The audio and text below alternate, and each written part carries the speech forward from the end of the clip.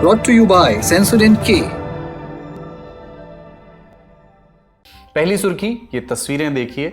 ये तस्वीरें इजराइल से हैं। राजधानी तेल अवीव में लाखों लोग सड़कों पर उतर आए हैं। सबको घर वापस लाओ और जंग बंद करो के नारे लगा रहे हैं। लोगों ने सड़कें और हाईवे ब्लॉक कर दिए। नेतन्याहू सरकार के मंत्रियों के घर के बाहर मार्च निकाला जा रहा है। पूरा शहर जैसे रुकसा गया है। स्कूल, दुकानें, बस, ट्रेन सब बंद हैं। इजरायली अखबारों के मुताबिक इनकी संख्या करीब 5 लाख हो सकती है। प्रदर्शनकारियों की मांग है कि 22 महीने से गजा में जारी जंग अब खत्म हो, सरकार हमास के साथ डील करे और इजरायली बंधकों को आज़ाद कराए। प्रदर्शन में शामिल हुए बंधकों के परिजनों को डर है कि अगर लड़ाई बढ़ी तो गजा में बचे करीब 20 जिंदा बंधकों की जान को खतरा हो सकता है। प्रदर्शनकारी क्या कह रहे हैं, सुनते हैं।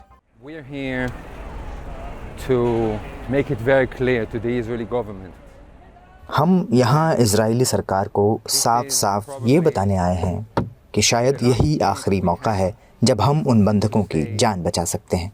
वे लगभग 700 दिनों से हमास की सुरंगों में कैद हैं। यह बिल्कुल ही बेकार और असहनीय है।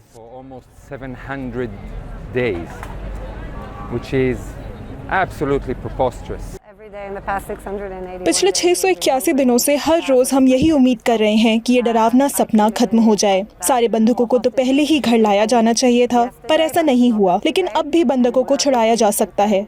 हम दुआ कर रहे हैं कि हमारी सरकार हमारी आवाज़ सुने। मुझे लगता है कि इजराइल के ज़्यादातर लोग मानते हैं कि अब ये जंग खत्म होनी चाहिए। जंग छिड़ने के बाद से ये अब तक के सबसे बड़े प्रदर्शनों में से एक है। प्रदर्शन को काबू करने के लिए पुलिस ने आंसू गैस का इस्तेमाल किया और कई लोगों को गिरफ्तार भी किया। इधर इजराइल में प्रदर्शन जारी हैं तो दूसरी तरफ इजराइल और अमेरिका मिलकर के गजा में रहने वाले लाखों फिलिस्तीनी नागरिकों को कहीं और बसाने का प्लान कर रहे हैं। यूरोप और अरब देशों की कई सरकारों ने इस प्लान को अंतर्राष्ट्रीय कानून के खिलाफ बताया है। रिपोर्ट्स के मुताबिक इजरायली अधिकारी लिबिया, साउथ सूडान, सोमालीलैंड और सीरिया जैसे कई देशों से बात कर रहे हैं कि वो उन फिलिस्तीनियों को अपने यहाँ जगह दें जो गजा छोड़ने को तैयार हों।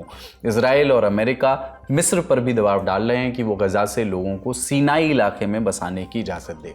हालांकि साउथ सूडान ने इन रिपोर्ट्स को झूठा बताते हुए कहा है कि फिलिस्तीनियों को बसाने को लेकर के उसकी कोई बातचीत नहीं चल रही है।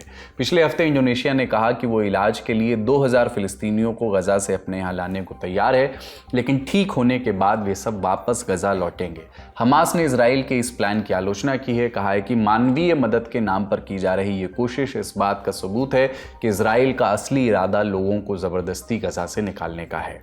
अगली सुर्खी, चीन के विदेश मंत्री वांग यी भारत के दौरे पर पहुंचे हैं और इस दौरान वो प्रधानमंत्री नरेंद्र मोदी से भी मुलाकात करेंगे। वांग यी सोमवार को 3 दिन के दौरे पर भारत पहुंचे। उन्होंने 17 अगस्त को विदेश मंत्री एस जयशंकर से मुलाकात की।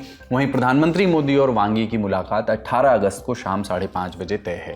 ये दौरा इसलिए भी खास माना जा रहा है क्योंकि प्रधानमंत्री मोदी 7 साल बाद पहली बार शंघाई कॉरपोरेशन ऑर्गेनाइजेशन SCO के शिखर सम्मेलन में हिस्सा लेने के लिए चीन जाने वाले हैं। प्रधानमंत्री मोदी 29 अगस्त के आसपास जापान दौरे पर जाएंगे और उस दौरे के बाद वो चीन के उत्तरी शहर तियानजिन पहुंचेंगे, जहां वे SCO समिट में शामिल होंगे।